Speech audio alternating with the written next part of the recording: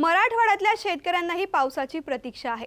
मात्र बंगालच्या उपसागरात कमी दाबाचा पट्टा निर्माण होण्यास अडथळे निर्माण होत असल्यानं मराठवाड्यात पाऊस लावण्याची चिन्ह आहेत। मराठवाड्यात तुरळक ठिकाणी पाऊस पडणार असल्याची माहिती औरंगाबाद इथल्या चिखलठाण वेधशाळेचे शास्त्रज्ञ पंढरीनाथ साळवे यांनी दिली आहे। त्यांच्याशी बातचीत केली आहे आमचे प्रतिनिधी मिलिंद वानखेडे यांनी। राज्यातला पाऊस गायब झालाय, मराठवाड्यात दुष्काळाची स्थिती आहे। अशा परिस्थितीत वेगवेगळे अंदाज हवामान खात्याकडून बांधले जात आहेत। आपल्यासोबत आहेत हवामान खात्याचे पंढरीनाथ साळवे। सर, काय सांगाल, नेमकं कशा पद्धतीचं वातावरण सध्या आहे?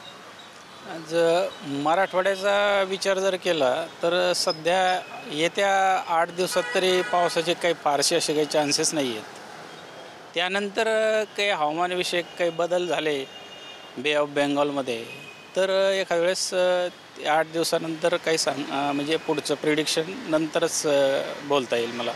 पण एक साधारण 8 दिवस तरी फारसे काही असे पावसाचे चान्सेस नाही आहेत। तुरळक ठिकाणी आता ॲक्च्युली संपूर्ण भारतामध्ये 36 सब डिव्हिजन आहेत आणि त्या 36 सब डिव्हिजनमधून आपला एक मराठवाडा हे एक सब डिव्हिजन आहे। तर संपूर्ण मराठवाड्याचा फोरकास्ट जेव्हा आपण अंदाज जेव्हा वर्तवला जातो तर तुरळक ठिकाणी पाऊस असा आपण जेव्हा म्हणतो तर तो फार तर एक 8 जिल्ह्यापैकी एखाद्या जिल्ह्याच्या एखाद्या तालुक्यामध्ये पडतो। आपण आता जर बघितलं असेल गेल्या 2 दिवसांपासून तापमानात घसरण झालेली आहे आणि असं वाटतं की ढगाळ वातावरण आहे आणि पावसाचा अंदाज वाटतोय, तर याबद्दल काय सांग?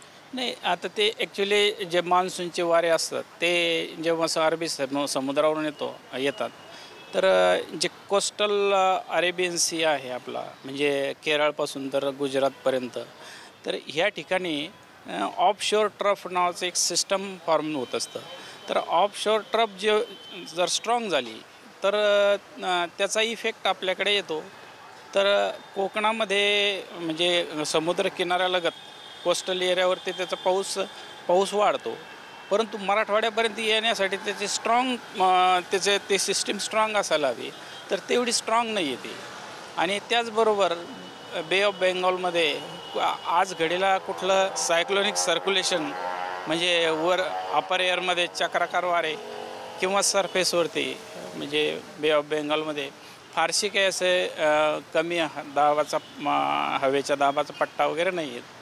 त्याच्यामुळे आपल्या मराठवाड्यावर तरी चान्सेस कमी आहेत। पूर्ण राज्याचा विचार जर केला तर नेमका ह्या ज्या वातावरणाचा फायदा होऊ शकतो का? हां, राज्याचा विचार केला तर कोकणामध्ये पाऊस ह्या 2 दिवसामध्ये वाढण्याचे चान्सेस आहेत, परंतु त्याचं कोकणाच्या लागून जो मध्य महाराष्ट्राचा भाग म्हणजे जो पुणे, कोल्हापूर, सांगलीचा पश्चिमेकडील भाग याच्यामध्ये थोडा पाऊस वाढू शकतो, परंतु मराठवाड्याच्या साईडला त्याचा फारसा म्हणजे उपयोग होणार नाही। आता जसं मागचे 8 दिवस एकदम म्हणजे कोरडं होतं, त्याच्यापेक्षा फार तर थोडेसे ढगाळ वगैरे वातावरण होऊन तुरळक ठिकाणी पाऊस पडण्याचे चान्सेस आहे येत्या 2 दिवसामध्ये।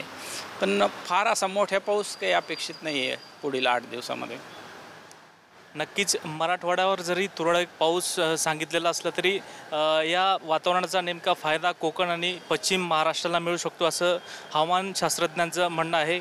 कॅमेरामॅन मोहम्मद इम्रानसह मिलिंद वानखेडे, साम TV, औरंगाबाद।